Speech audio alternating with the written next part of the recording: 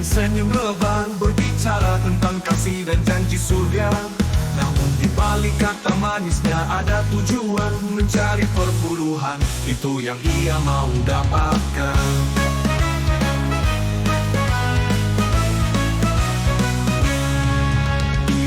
Jemaat ia tampak begitu suci, namun di belakang ia hina mereka yang lain. Katolik dan Islam ia jadikan bahan cemooh, padahal di depan ia seolah menghormati semua orang.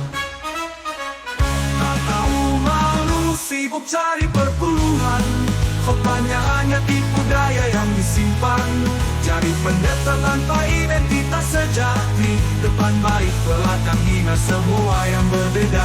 Sok menasihati orang tentang keluarga, namun anaknya sendiri hidup tanpa arah. Dia berbicara tapi tak pernah berkaca, karena kebenaran hanya sebuah peran yang ia mainkan.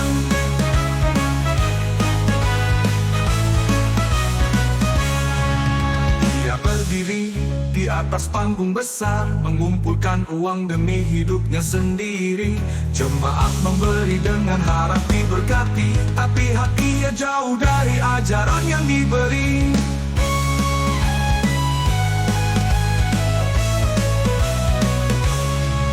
Tak tahu malu, sibuk cari perpuluhan, khotbahnya hanya tipu daya yang disimpan. Jadi pendeta tanpa identitas sejati, depan baik belakang hina semua yang berbeda. Sok menasihati orang tentang keluarga, namun anaknya sendiri hidup tanpa arah. Dia berbicara tapi tak pernah berkaca, karena kebenaran hanya sebuah peran yang ia mainkan. Ia berdiri di atas panggung besar, mengumpulkan uang demi hidupnya sendiri. Jemaat memberi dengan harap diberkati, tapi hatinya jauh dari ajaran yang diberi.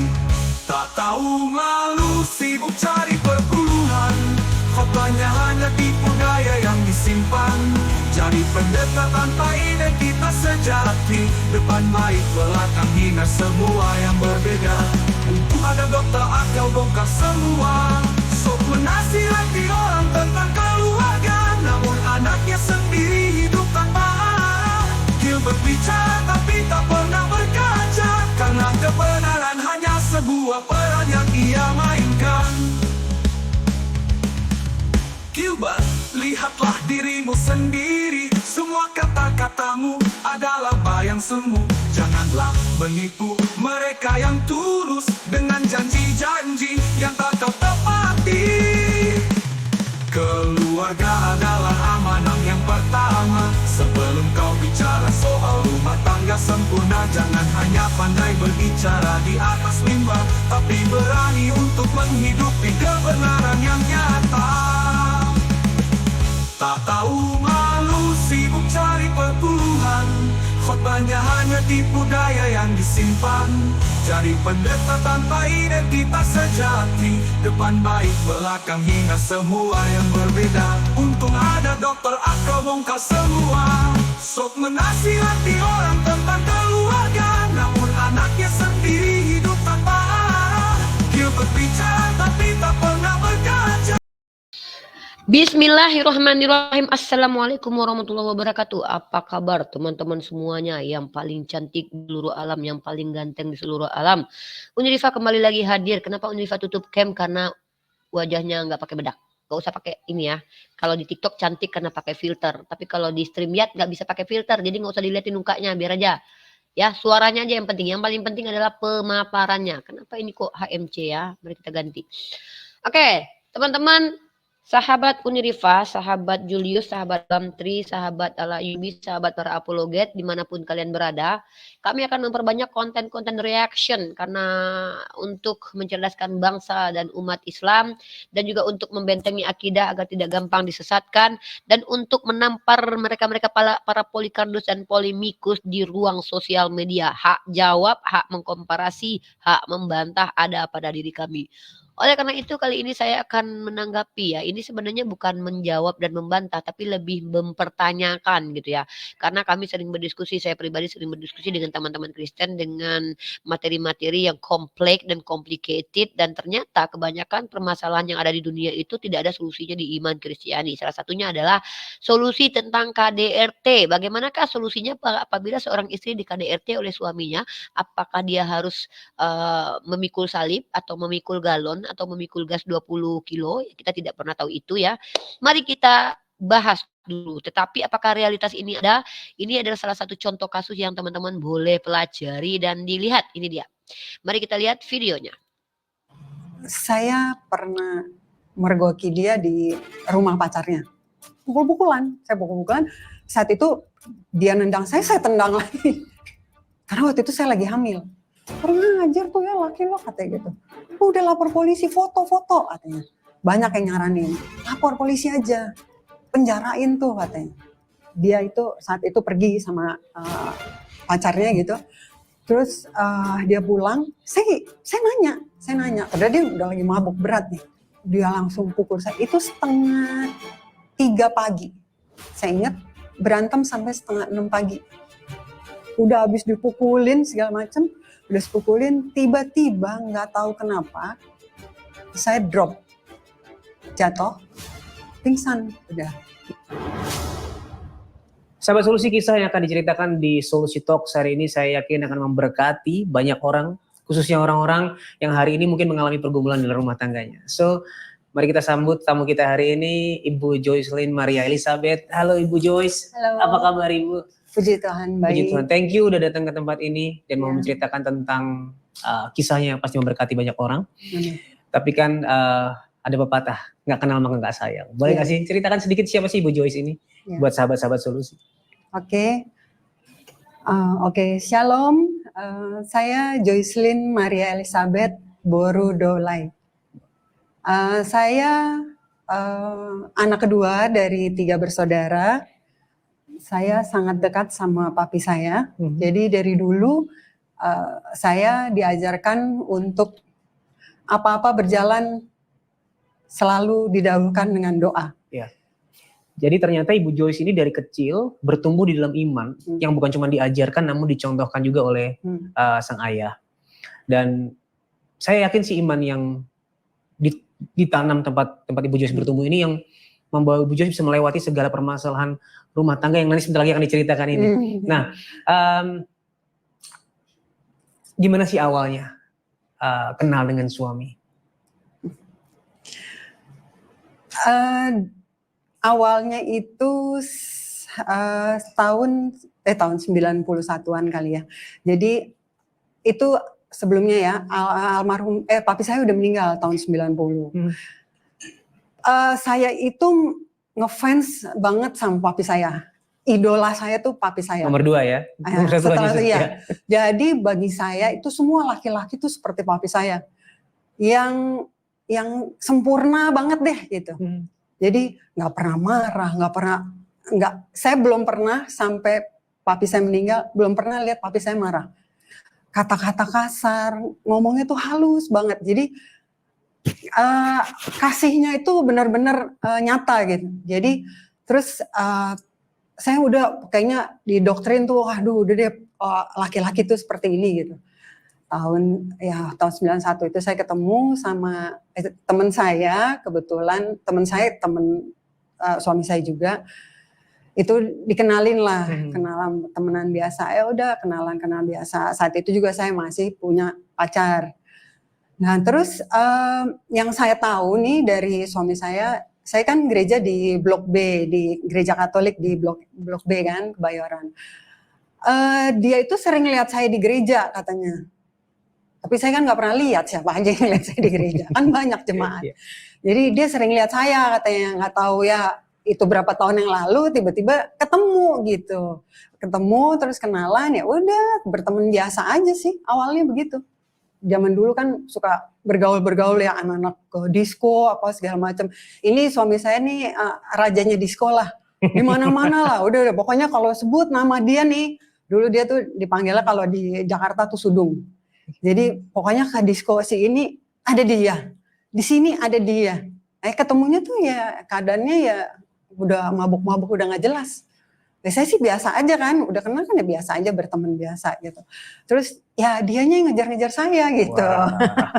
Terus terang aja. Dia yang ngejar-ngejar saya gitu loh. Terus dan berapa lama kemudian memang saya putus, terus bukan karena dia ya, ada masalah ini saya putus, terus udah deket nih, makin dekat, tapi nggak langsung ya bilang pacaran, nggak, deket-deket, terus sekali waktu memang ada masalah, jadi masalah. Oke teman-teman, itu dia tadi adalah apa namanya, cerita kisah yang viral ya dari seorang wanita. Tuh kan saya bilang saya nggak pakai bedak, aslinya begini emang, nggak apa-apa lah. Masih tetap manis. Nah, jadi dia adalah seorang istri pendeta yang viral, sempat viral kemarin dikarenakan mendapatkan KDRT. Nah, jadi beliau ini menceritakan kisahnya di salah satu akun YouTube yang bernama Solusi. Pertanyaannya muncul adalah, apa solusinya kalau perempuan di KDRT dalam iman Kristiani? Kenapa saya mempertanyakan ini? Kenapa saya seolah mengurusi syariatnya agama Kristiani? Bukan saya mengurusi, tetapi kan saya adalah seorang yang berdiskusi lintas agama yang selama ini selalu bertanya kepada iman Kristiani, yang mereka selalu menuduh, wah agama Islam selalu melegalkan perceraian, yang perempuan boleh bercerai, suka-sukanya boleh bercerai. Itu kan tuduhan mereka. Maka saya jawab baik-baik kepada mereka. Wahai saudaraku, ya nggak gitu juga sih bahasanya. Kalian tahu nggak gitu bahasanya? Tahu nggak kalian? Dalam Islam itu perceraian itu halal tapi dibenci sama Allah. Karena perceraian sendiri adalah solusi gitu saya jawabnya. Biasanya begitu waktu debat-debat ya kan. Tapi masalahnya orang Kristen selalu bilang begini, kalau kami nggak boleh lo bercerai, apa yang dipersatukan Allah tidak boleh diceraikan. Nah, oke, nggak boleh lu cerai berarti ya kawan-kawan ya, bukan gitu juga sih bahasanya, nggak boleh lu berarti cerai nah gitu kan. Terus saya bilang begini, kalau kalian tidak boleh bercerai, apa solusinya ketika ada perempuan yang dapat KDRT? Dijawab sama mereka, jawabnya begini, ya kami kan tidak boleh menyakiti istri. Lah itu kan larangan. Fakta yang terjadi kan banyak laki-laki atau suami-suami yang menyakiti istrinya. Bahkan salah satu contohnya ini kasusnya teman-teman. Nah mereka bilang begitu. Ya pokoknya kami kalau seandainya tidak mengasihi sesama berarti kami bukan Kristen. Nah giliran ada yang berlaku tidak senonoh, tidak memiliki peri kemanusiaan. Mereka bilang itu bukan Kristen. Karena Kristen itu adalah mereka-mereka yang beragama kasih, berbuat kasih.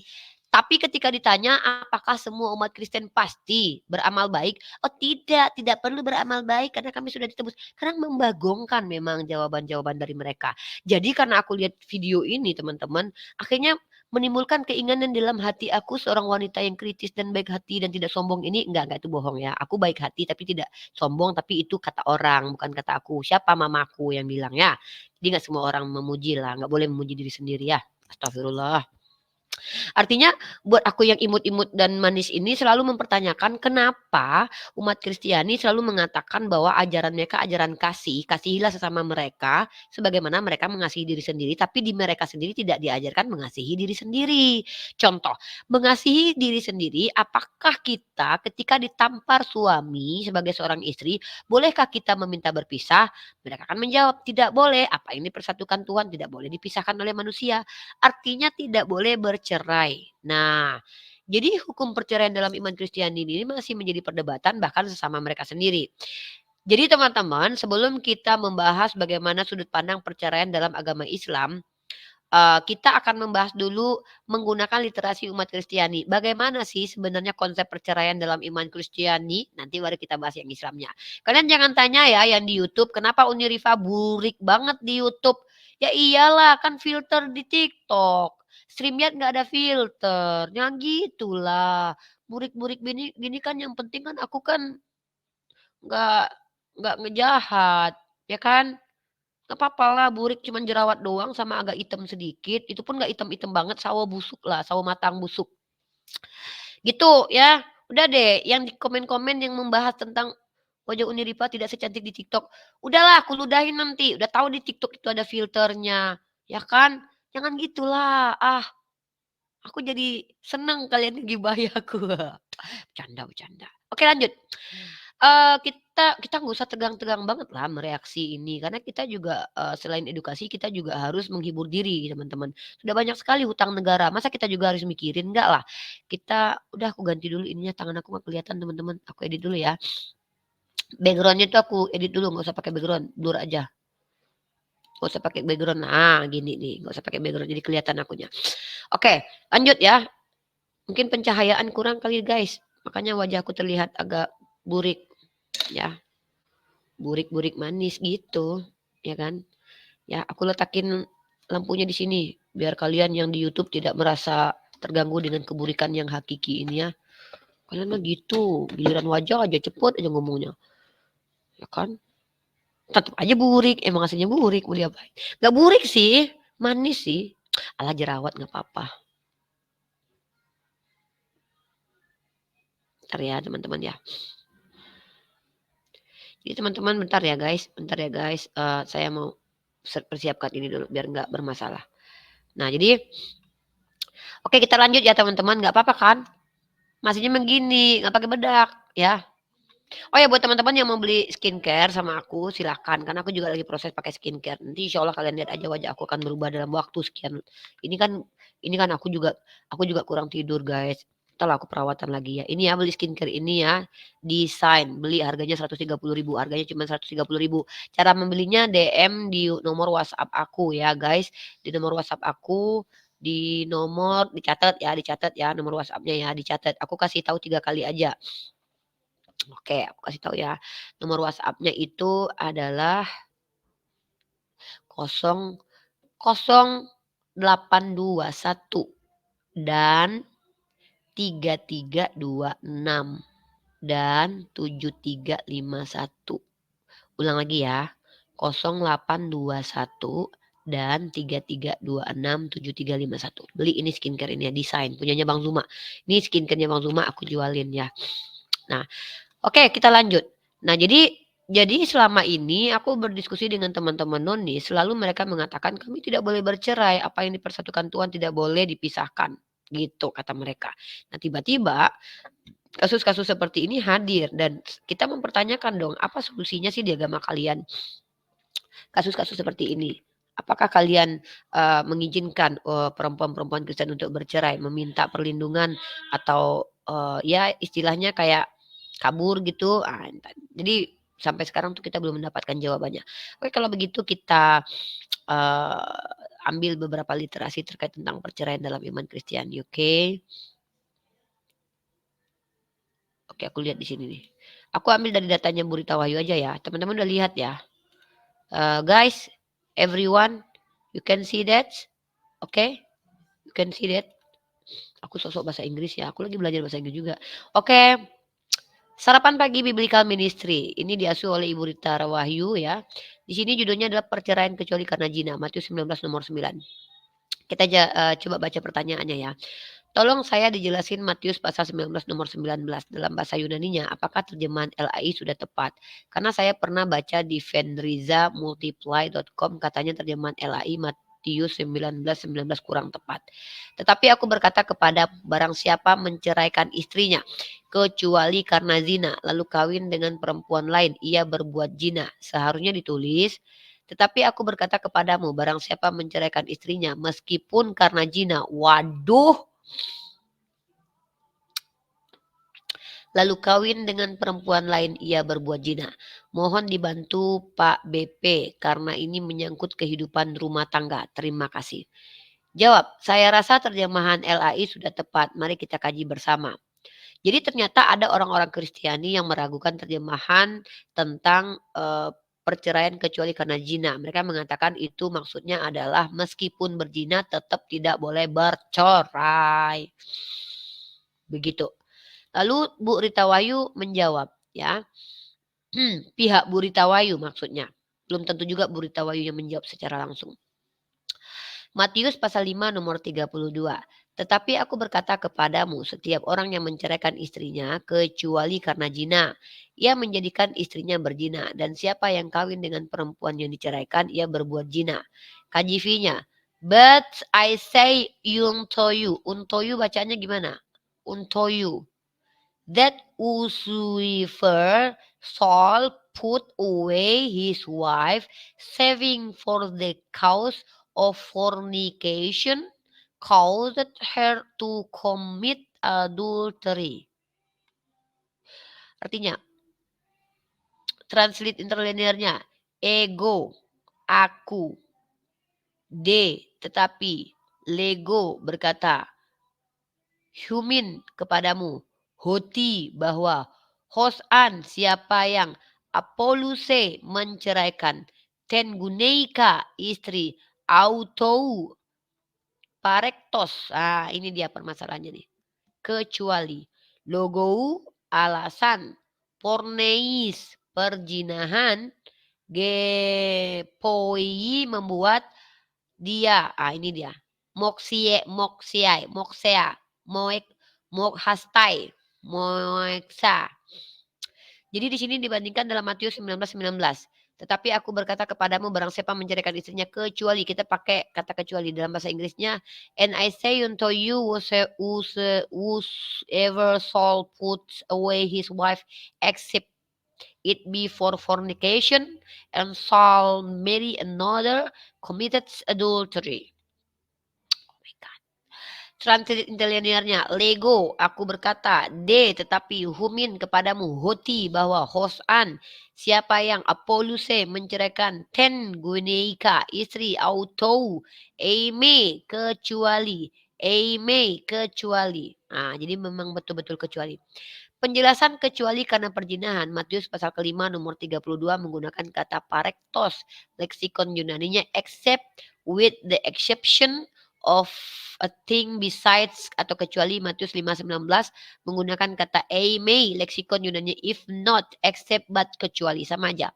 Jelas kedua ayat ini menggunakan kata kecuali. Agaknya ayat-ayat dalam Matius ini sulit dimengerti dan rawan sebagai pembenaran bagi keinginan para suami untuk menceraikan istri jika ia mendapati istrinya berbuat tidak senonoh. Namun artinya tidak boleh guys dalam iman Kristiani itu walaupun suaminya selingkuh, istrinya selingkuh tuh nggak boleh bercerai. Maka solusinya apa? Solusinya apa? Kita akan bahas. Hal senada dengan Markus muncul juga dalam Lukas. Nah, jadi ini masalah tulisan ya.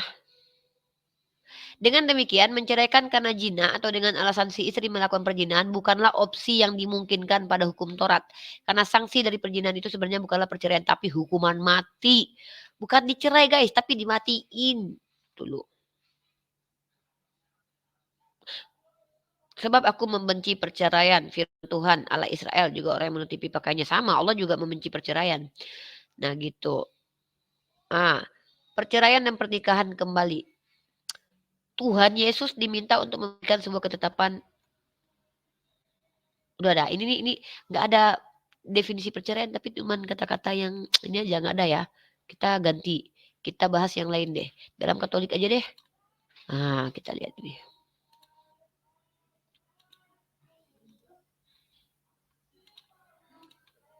Aku pakai bedaan nanti ya biar agak sudah. Ini butek banget muka aku. Aku aja ngerasa risih tahu lihat muka aku sekarang. Coba lihat muka aku dulu. Aku lihat muka aku dulu ya guys. Mari kita lihat.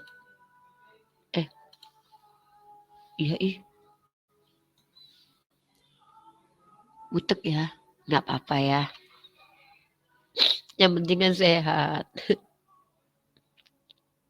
Iya pakai skincare lagi lah. Lanjut ya. Yang penting kan sehat guys. Ini nih. Ini aja. Ini. Mari kita lihat di Katolisitas. Apakah perceraian dan bagaimana sikap gereja Katolik terhadap perceraian? Mari kita baca. Perceraian adalah perpisahan secara hukum dari kedua orang yang telah menikah. Dewasa ini perceraian diartikan sebagai pemutusan ikatan perkawinan dan memberikan hak kepada kedua pihak untuk menikah dengan orang lain. Gereja Katolik melarang perceraian karena berarti gereja Katolik melarang perceraian guys. Gitu. Kita lanjut nih.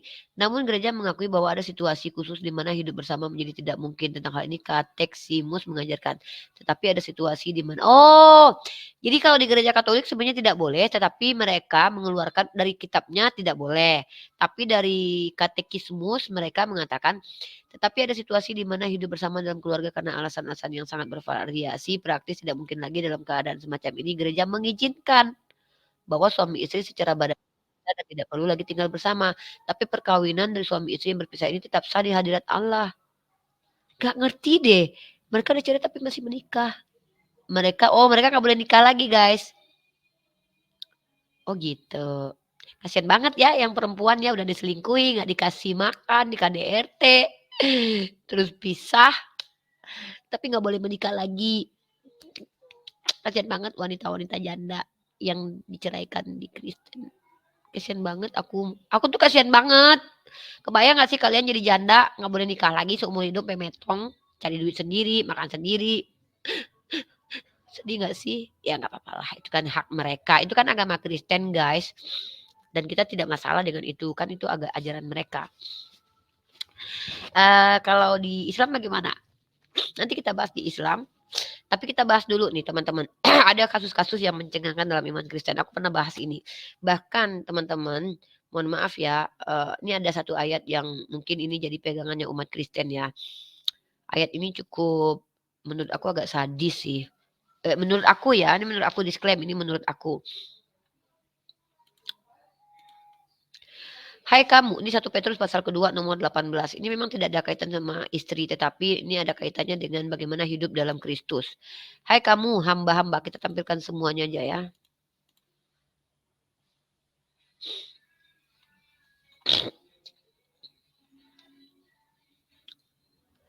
Nih kita baca yang di sini. Sampai 20 ya. Kita cuma baca, kita tidak sedang mentafsir ya, tidak boleh mentafsirkan kitab mereka, kita baca aja. Kita baca aja, nanti biar mereka yang menjawab. 1 Petrus pasal 2 nomor 18. Hai kamu hamba-hamba, tunduklah dengan penuh ketakutan kepada Tuhanmu. Bukan saja kepada yang baik dan peramah, tetapi juga kepada yang bengis. Sebab adalah kasih karunia jika seorang karena sadar akan kehendak Allah menanggung penderitaan yang tidak ia harus tanggung. Sebab dapatkah disebut pujian jika kamu menderita pukulan karena kamu berbuat dosa. Tapi jika kamu berbuat baik dan karena itu kamu harus menderita, maka itu adalah kasih karunia pada Allah.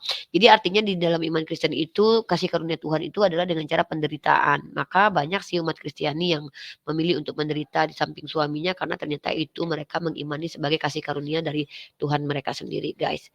Dan itu kan hak mereka yang nggak masalah gitu. Bagi kita kenapa kita harus mempermasalahkan itu? Itu kan keputusan mereka.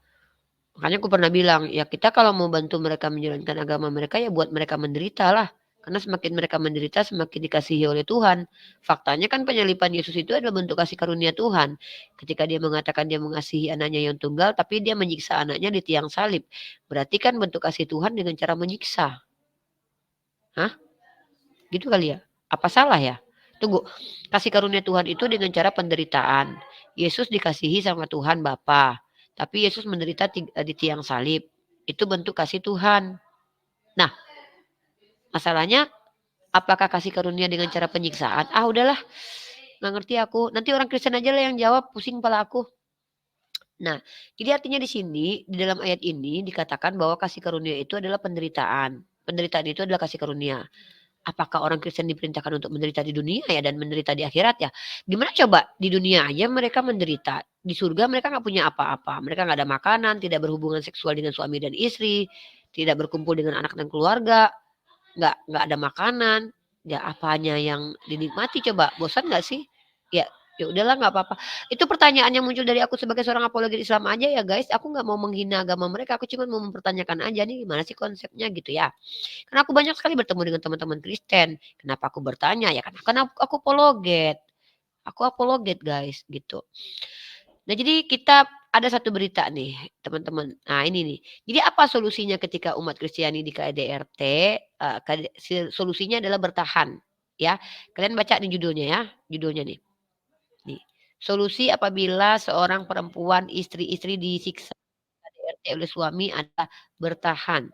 Siapa yang ngajarin? Coba lihat nih. Ya ini wanita yang apa namanya? Ini berbeda dari istrinya anak Pak Pendeta Gilbert Lumeindonggaren. Kalau Gilbert Lumeindonggaren memilih untuk berpisah, kalau di apa namanya ada di ini ibu ini dia memilih untuk menerima kenyataan, ya. Untung nggak dibonyok. Kita baca di sini. Hidup penuh KDRT, diselingkuhi, dibohongi, aku tetap pilih bertahan. Ini yang namanya pikul salib. Ini nih pikul salib nih. Keren nih ibu ini. Iya, jadi di Kristen itu harus pikul salib, guys. Gitu. Jadi umat Kristen itu harus menderita di dunia. Kayaknya ya, tapi nggak tahu lah. Ah, mending jadi Islam lah memang. Ini aku nggak kebanding-bandingin ya, maksudnya ya karena aku pendebat lintas agama dong, makanya aku bertanya begini. Oke, kita lanjut. Kalau di apa? Tapi ya jadi pertanyaan solusinya apa gitu? Ya bertahan. Hah? Oke, kita lihat ini nih Nafa Urba ya. Ini ada Nafa Urba. Teman-teman tahu tidak Nafa Urba? Nafa Urba itu pernah bercerita di podcast Melanie Ricardo. Waktu suaminya selingkuh, ya, dia bahkan memberikan kondom kepada suaminya untuk selingkuh. Tuh. Iya tuh, gitu. Dan dia bilang itu Tuhan yang suruh. Maksudnya Tuhan suruh suaminya berzina, memfasilitasi perzinahan ya. Ah, aku nggak ngerti lah ini kan pernyataan satu orang gitu. Udah ya, kita bicara ajarannya aja. Kadang bingung aku solusi dalam Kristen tuh perceraian itu kalau perempuan di KDRT. Aku cuman kasih kenapa aku bertanya ini karena teman-teman cewekku Kristen banyak guys. Jadi pertanyaannya mereka tuh solusinya apa? Bagi mereka tuh, apa mereka harus bertahan dalam kesakitan begitu? Begitu loh pertanyaannya. Nah, tapi kalau dalam Islam, bagaimana dalam Islam hukum perceraian? Kita akan bahas. Baru aku bahas agama kita. Aku ambil dalam NU ya. NU online aja. Kita baca di NU online teman-teman. Ketentuan gugat cerai seorang istri kepada suaminya. Jadi yang boleh menjatuhi talak itu laki-laki. Tapi ketika laki-laki menjatuhi talak, banyak tanggung jawab yang akan dia lakukan. Pernikahan adalah ikatan suci. Bahkan dalam agama Islam, Rasulullah bersabda, perkara halal yang paling dimurkai oleh Allah adalah jatuhnya talak. Pada dasarnya, keputusan untuk menjatuhkan talak adalah milik suami, begitu. Bahkan seorang istri diancam oleh Allah ketika meminta perceraian, meminta talak kepada suami dengan alasan yang tidak jelas dia tidak akan mencium bau surga. Nah, perempuan kenapa tidak diberikan hak menjatuhkan talak? Karena perempuan itu gampang sekali untuk mengucapkan kata-kata yang ringan, teman-teman. Buktinya nggak boleh meminta talak tidak boleh menjatuhkan talak aja. Perceraian di dunia itu didominasi oleh minta perempuan yang minta cerai, guys. Bayangkan maha benar Allah dengan segala firman-Nya. Sedangkan dibatasi saja udah banyak, apalagi nggak dibatasi. Kasihan bapak-bapak dimintai cerai sama lakinya semua. Cuma gara-gara apa nggak dibeliin tas Hermes, abang, ayang. Kan perempuan mah gitu ya, aku aja perempuan tahu sifat perempuan kan aku sendiri perempuan. Nah, kemudian dan hal ini sebagaimana sabda baginda Rasulullah Muhammad SAW, Rasulullah bersabda, barang siapa yang meminta talak kepada suaminya tanpa sebab yang mendesak, maka haram baginya perempuan tersebut bau surga. Nah ini dia teman-teman. Nah jadi dalam kedua istri mengajukan khulu kepada suami. Jadi ada pembolehan istri untuk meminta cerai, tapi dengan catatan ada alasan yang jelas ya. Salah satunya mungkin dia tidak mampu menjalankan tugasnya sebagai seorang istri. Yang kedua, istri mengajukan khulu kepada suami. Khulu menurut syariat adalah jatuhnya talak dengan adanya timbal balik materi yang disepakati. Pada umumnya khulu terjadi karena keinginan istri untuk bercerai dari suaminya. Khulu menurut kaul jadid mazhab Syafi'i adalah talak bain sugro di mana suami tidak boleh rujuk dengan istri selama masa iddah dan suami membutuhkan akad nikah yang baru agar dapat kembali pada istri yang telah khuluk. Nah, ini aturannya berat teman-teman, nggak main-main ya. Nah, kemudian apalagi ya? Istri mengajukan fasakh nikah kepada pengadilan agama. Pada umumnya fasakh nikah adalah istri mengajukan kepada hakim untuk menjatuhkan fasakh nikah karena suami tidak mampu menafkahi dengan paling sedikitnya nafkah dari harta yang halal. Misal suami jatuh miskin hingga tidak mampu menafkahi sedikit pun ataupun suami mampu menafkahi tapi dari pekerjaan yang haram maka istri boleh meminta fasakh nikah kepada hakim. Menurut Ibnu Salah, istri juga berhak mengajukan fasakh nikah seandainya suami meninggalkan dan tidak diketahui keberadaannya serta tidak memberikan nafkah sedikit pun.